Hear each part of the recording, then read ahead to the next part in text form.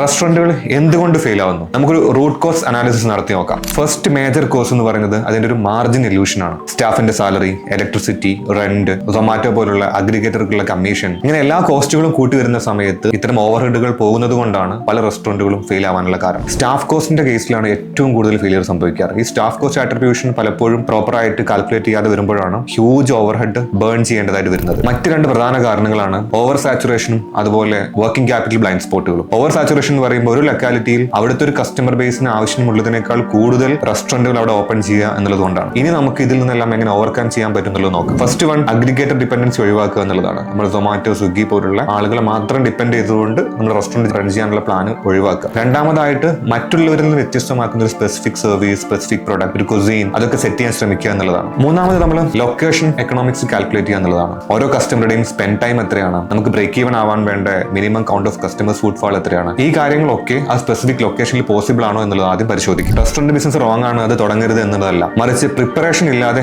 Enter ചെയ്യരുത് എന്നുള്ളതാണ്. നിങ്ങൾക്ക് ഫുഡ് ഇഷ്ടമാണ് എന്നുള്ള കാരണം കൊണ്ട് റെസ്റ്റോറന്റ് തുടങ്ങരുത്. പകരം നിങ്ങൾക്ക് ബിസിനസ് ഇഷ്ടമാണ്, അതിന്റെ കൂടെ നിങ്ങൾക്ക് നല്ല ഭക്ഷണം ഉണ്ടാക്കാനും അറിയാം, അത് സെർവ് ചെയ്യാനും അറിയാം എന്നുകൂടെ ഉണ്ടെങ്കിൽ നിങ്ങൾക്ക് ഡെഫിനറ്റ്ലി ഒരു റെസ്റ്റോറന്റ് തുടങ്ങാവുന്നതാണ്.